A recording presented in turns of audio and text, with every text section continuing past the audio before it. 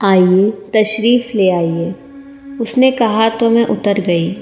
اطراف میں دیکھا تو میری حیرت کی انتہا نہ رہی۔ میں ایک گھنے جنگل میں کھڑی تھی۔ ہر جانب اونچے درخت تھے اور ہر سو اندھیرا پھیلا ہوا تھا۔ یا اللہ، یہ مجھے کہاں لے آئے ہیں؟ کون ہیں یہ اجنبی مرد؟ ان کے کیا ارادے ہیں؟ اور میں کیوں چلی آئی ان کے ساتھ؟ میرا جی چاہا کہ میں یہاں سے جدھر منہ اٹھے بھاگ جاؤں۔ تبھی اس شخص نے اس درخت کی جڑ کے پاس زور سے اپنا پاؤں مارا اور وہ سارا جنگل میری آنکھوں کے سامنے سے غائب ہو گیا۔ ایک وسیع اور عریض محل نما گھر کے سامنے کھڑی تھی۔ گیٹ پر دربان کھڑے تھے اور مشعلیں جا بجا روشن تھیں۔ آئیے، بنا خوف اور خطرے کے چلے آئیے، اس شخص نے آگے قدم بڑھاتے ہوئے کہا، اور میں حیران و پریشان اس کے پیچھے چل دی۔ اس وقت تو حقیقت میں چکر آنا شروع ہو گئے تھے مجھے، اور مجھے یقین ہو چلا تھا کہ میں غیر مرئی مخلوق کے جنگل میں گرفتار ہو گئی ہوں۔ اندر داخل ہوئی تو کافی عورتیں جو ساری کی ساری زرق برق لباس میں ملبوس تھیں مجھے آتی دکھائی دی، لیکن میری جانب کسی نے توجہ نہیں دی۔ یہاں کافی چہل پہل اور رونق تھی۔ تبھی سامنے سے ایک عمر رسیدہ عورت کو آتے ہوئے دیکھا۔ اس نے بھی قیمتی لباس اور زیورات پہنے ہوئے تھے۔ وہ ہماری جانب ہی آ رہی تھی اور قریب آ کر بولی، شہزادی صاحبہ کی کنیز خاص برقیہ آپ کو خوش آمدید کہتی ہے اور آپ کی خدمت میں سلام پیش کرتی ہے۔ ہمارا کام پورا ہو گیا ہے برقیہ، اب مہمان کو آپ سنبھالیں۔ اس نے برقیہ نامی عورت کو مخاطب کرتے ہوئے کہا، ابھی آپ کا کام ختم نہیں ہوا ہے، آپ شہزادی کے حکم کا انتظار کریں۔ برقیہ نے کہا تو انہوں نے سر خم کر دیے اور وہاں سے چلے گئے۔ ہائے شہزادی، آپ کا بے صبری سے انتظار کر رہی ہیں، برقیہ نے مسکراتے ہوئے کہا اور آگے آگے چلنے لگی۔ طویل برآمدوں سے ہوتے ہوئے ہم ایک کمرے میں رک گئے۔ اس کمرے کے ساتھ ہی دوسرا کمرہ تھا جس کا دروازہ اس کمرے سے نکلتا تھا۔ آپ اندر تشریف لے جائیں، اس نے کہا اور دوسری جانب مڑ گئی۔ میں جمے ہوئے جسم کے ساتھ کھڑی سوچ رہی تھی اندر جاؤں یا نہ جاؤں۔ امیرن، ہم سب آپ کے منتظر ہیں، آواز آئی۔ میں سمجھ گئی کہ یہ آواز کمرے کے اندر سے آئی ہے۔ تب میں نے ہمت کر کے لکڑی کے نفیس دروازہ اندر کی جانب ڈھکیلا تو وہ بے آواز کھلتا چلا گیا۔ میں اندر داخل ہو گئی۔ میں نے اپنے آپ کو ایک وسیع اور شاندار کمرے کے اندر پایا۔ سامنے ہی ایک حسین اور قیمتی چھپڑ کھٹ بچھا ہوا تھا اور اس کے اوپر ایک انتہائی حسین و جمیل لڑکی بیٹھی ہوئی تھی۔ سفید دودھ جیسی بے داغ رنگت، بڑی بڑی نیلی آنکھیں اور سیاہ لمبے اور گھنے بال۔ آئیے امیرن، وہ مسکراتی ہوئی نگاہوں سے میری جانب دیکھتے ہوئے بولی، اور میں حسن بے تحاشا کے سحر میں کھوئی ہوئی تھی۔ حقیقت تو یہ تھی کہ میں نے اپنی زندگی میں اس سے زیادہ اس جیسی کوئی عورت نہیں دیکھی تھی جو اتنی حسین ہو۔ کیا آپ کو ہم سے ملنے کی خوشی نہیں ہے؟ اس کی میٹھی آواز نے پھر مجھے چونکا دیا۔ میں اس کے سحر سے باہر آ گئی۔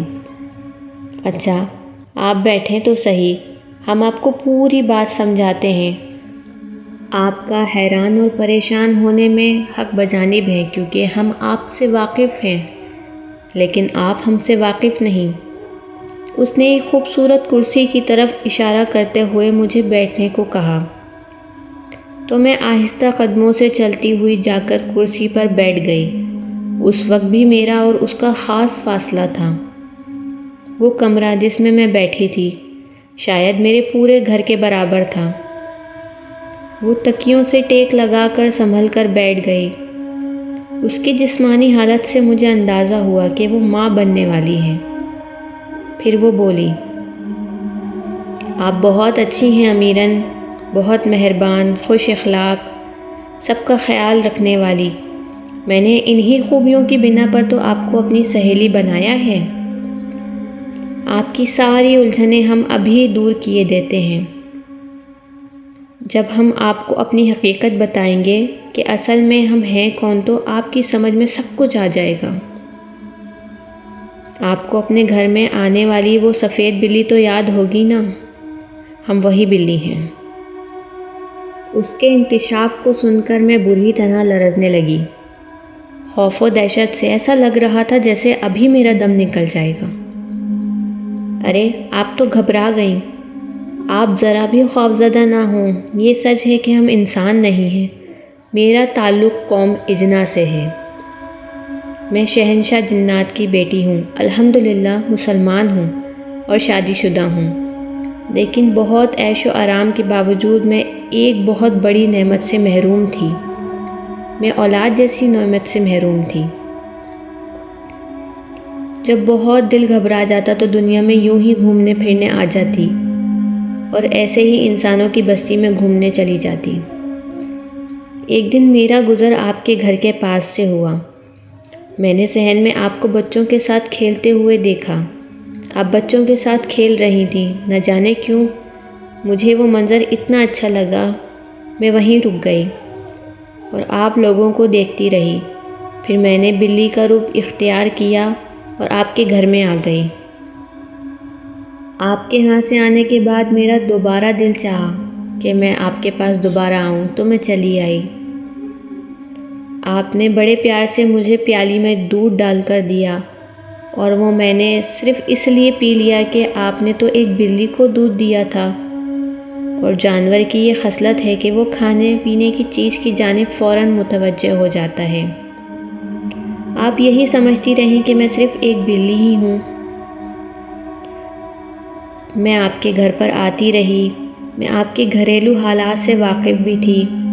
بہت دفعہ دل چاہا کسی بھی طرح آپ کی مدد کروں، پھر یہ سوچ کر خاموش رہی کہ آپ پریشان ہو جائیں گی۔ مجھے آپ کے بچے بہت اچھے لگتے تھے اور میں انہیں کھیلتا ہوا دیکھ کر خوش ہوتی تھی۔ آپ مجھ سے باتیں کرتی تھیں۔ ایک مرتبہ آپ نے کہا تھا میرے بچے نہیں ہیں، تو میں بہت روئی تھی۔ ایک مرتبہ آپ نے مجھے مشورہ دیا کہ میں کسی بلے کے ساتھ شادی کروں، بچے پیدا کروں، تب بھی میں بہت دکھی ہوئی تھی۔ پھر اللہ نے آپ کے گھر ایک اور بچے کی خوشی دے دی۔ اس روز جب آپ کو تکلیف ہو رہی تھی اور آپ کے پاس کوئی بھی نہیں تھا، تب میں نے ہی اپنے ہاتھ سے کسی کو آپ کی مدد کے لیے بھیجا تھا۔ میں خود بھی وہاں موجود تھی۔ اللہ نے اس مرتبہ پھر آپ کو بیٹا دے دیا۔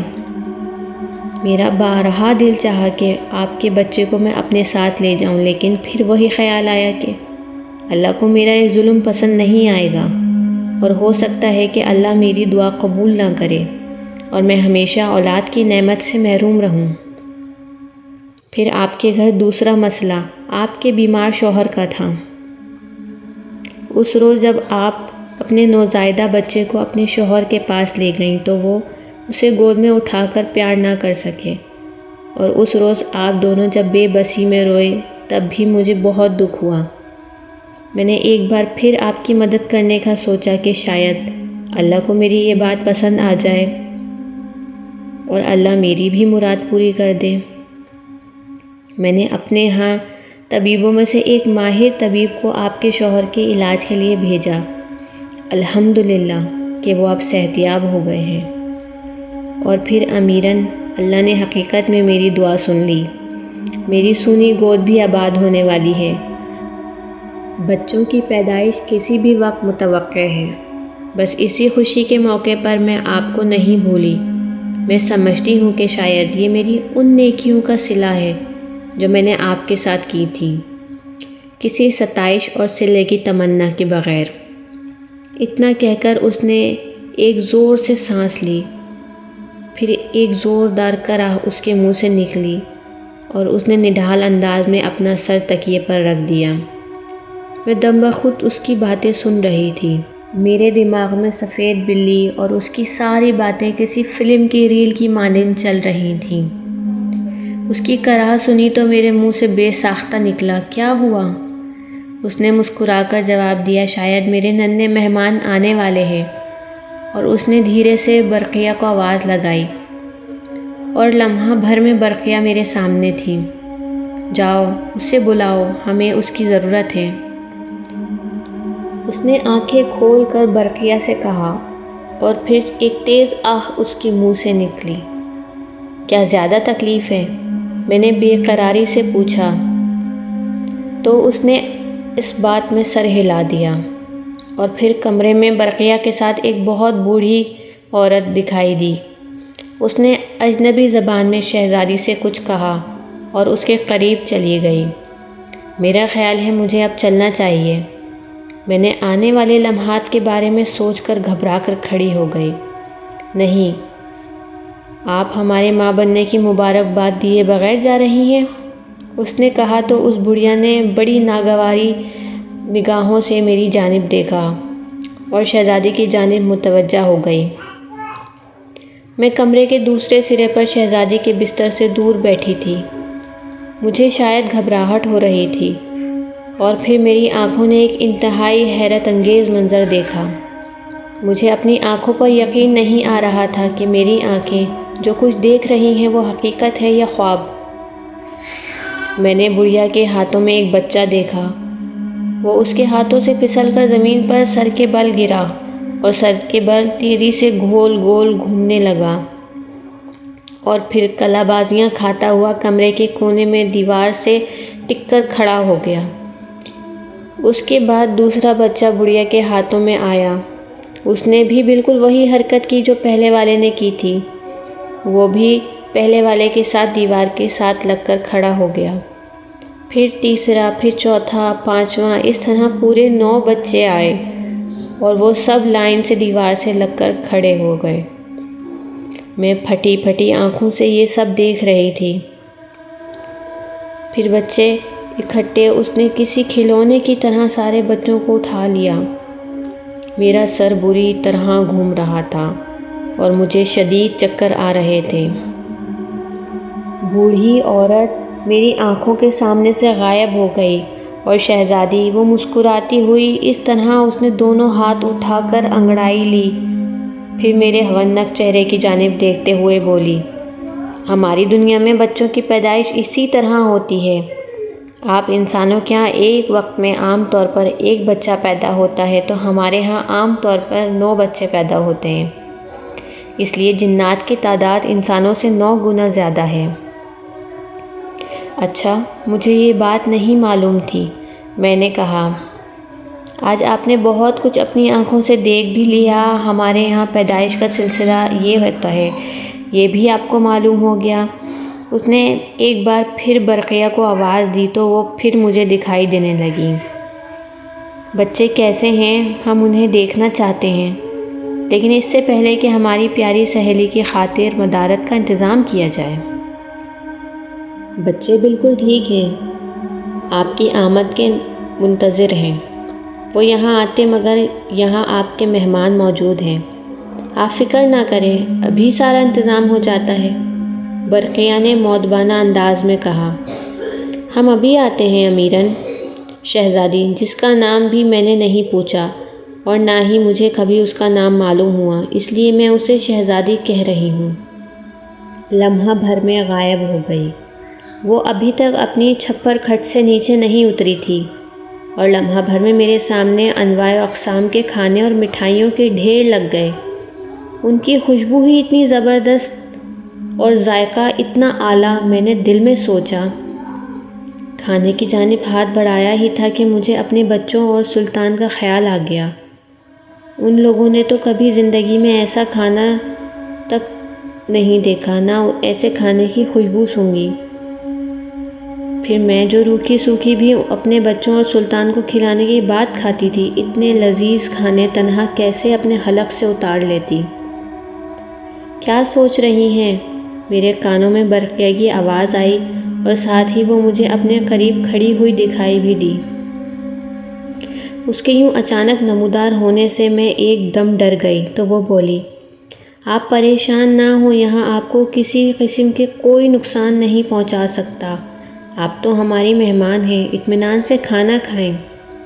لیکن میں بھی کھانے کی جانب ہاتھ نہیں بڑھا پا رہی تھی۔ وہ بولی، اور کچھ چاہیے؟ تو میں نے نفی میں سر ہلا دیا۔ دیکھیے، اگر آپ نے کچھ نہیں کھایا تو یہ ہماری بے عزتی شمار کی جائے گی، اس نے کہا۔ وہ دراصل میرے بچے اور شوہر، میں نے مارے شرم کے جملہ ادھورا چھوڑ دیا۔ میں اس سے یہ نہیں کہہ سکی کہ میرے بچے اور شوہر آج تک ایسے کھانوں کی خوشبو بھی نہیں سونگھ سکے۔ میں ان کے بغیر یہ کھانا کیسے کھا سکتی ہوں؟ تب وہ چند لمحوں بعد بولی، برائے مہربانی آپ یہاں سے کھانے کی کوئی چیز اپنے ساتھ نہیں لے جا سکتی، اور یہ کوشش بھی مت کیجیے گا۔ یہاں سے صرف وہی چیزیں لے جائی جا سکتی ہیں جو تحفتاً دی گئی ہوں۔ ہم معذرت چاہتے ہیں، اگر آپ کی خواہش ہو بھی تو کھانے کی کوئی چیز آپ اپنے ساتھ نہیں لے جا سکتی، اور نہ ہی ہم آپ کو دے سکتے ہیں۔ کیوں؟ میرے منہ سے بے ساختہ نکلا۔ اس کی وجہ میں آپ کو بتانے سے قاصر ہوں، اس نے کہا، اور میری نگاہوں کے سامنے سے غائب ہو گئی۔ اور پھر میں نے شہزادی کو دیکھا جو اپنے حسین چھپر کھٹ پر نیم دراز تھی۔ اس نے بھی کھانے پر اصرار کیا تو میں نے کھانا کھایا، اور یہ حقیقت ہے کہ اتنا لذیذ کھانا میں نے کبھی نہیں کھایا تھا۔ کھانے سے فارغ ہو کر میں نے شہزادی سے کہا کہ آپ مجھے میرے گھر پہنچا دیں۔ اگر میرے شوہر یا بچوں میں سے کوئی بیدار ہو گیا اور مجھے بستر پر نہ پایا تو وہ پریشان ہوں گے۔ اس بات پر فکر نہ کریں، اس کا بھی انتظام کیا جا چکا ہے، اس نے مسکراتے ہوئے کہا۔ کیا مطلب؟ میں نے چونکتے ہوئے پوچھا۔ کچھ نہیں، اس نے مجھے ٹال دیا۔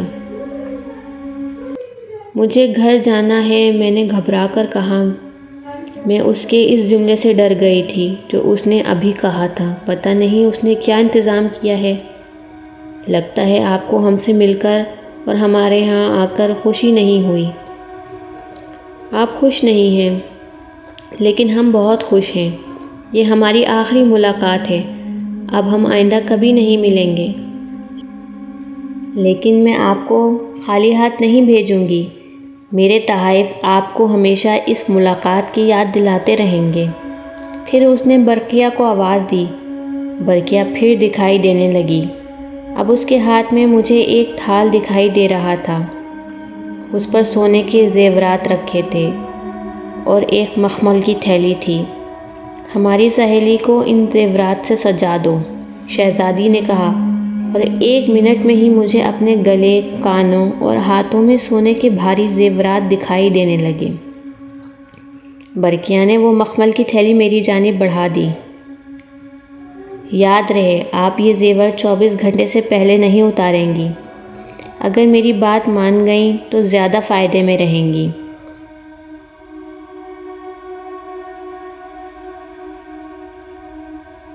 پھر اس نے برقیہ کو کوئی اشارہ کیا تو وہ غائب ہو گئی۔ اس نے مجھے اتنے تحائف دیے تھے اور میں تو فقیر تھی، میرے پاس اسے دینے کے لیے کچھ بھی نہیں تھا۔ ہمارے ہاں جب کسی کے ہاں پہلا بچہ پیدا ہوتا ہے تو بچے کے لیے اور ماں کے لیے کپڑے وغیرہ لے جاتے ہیں۔ میں نے شرمندگی کے احساس سے گردن جھکا لی۔ اچانک میری نگاہ میرے ہاتھ کی انگلی میں پڑے چاندی کے چھلے پر پڑی جو میل کچیل سے تقریباً کالا ہی ہو گیا تھا۔ میں نے جھٹ وہ چھلا اپنی انگلی سے اتارا اور اس کی جانب بڑھایا کہ میرے پاس اس کے علاوہ تمہیں دینے کے لیے کچھ نہیں۔ اس نے اپنے چھپر کھٹ سے ہی اپنا ہاتھ دراز کیا اور میرے ہاتھ سے وہ چھلا لے لیا۔ اس کے چہرے پر بڑی انوکھی سی چمک پھیل گئی۔ اس کے لب مسکرانے لگے اور وہ مجھے دیکھنے لگی۔ اس قدر محو ہو گئی جیسے وہ کوئی بہت قیمتی شے ہے۔ اس کی اس محویت سے فائدہ اٹھاتے ہوئے میں نے سامنے رکھے ہوئے کبابوں کے تھال سے 2 کباب اٹھا لیے اور اپنے دوپٹے کے اندر باندھ لیے۔ میں برقیہ کی بات بھول گئی۔ مجھے اس بات پر حیرت ہو رہی تھی کہ شہزادی ایک دفعہ بھی چھپر کھٹ سے نیچے نہیں اتری اور نہ ہی میرے قریب آئیں۔ برقیہ بھی مجھ سے فاصلے سے بات کر رہی تھی۔ پھر برقیہ آئی اور میں واپسی کے لیے اس کے ہمراہ ہو گئی۔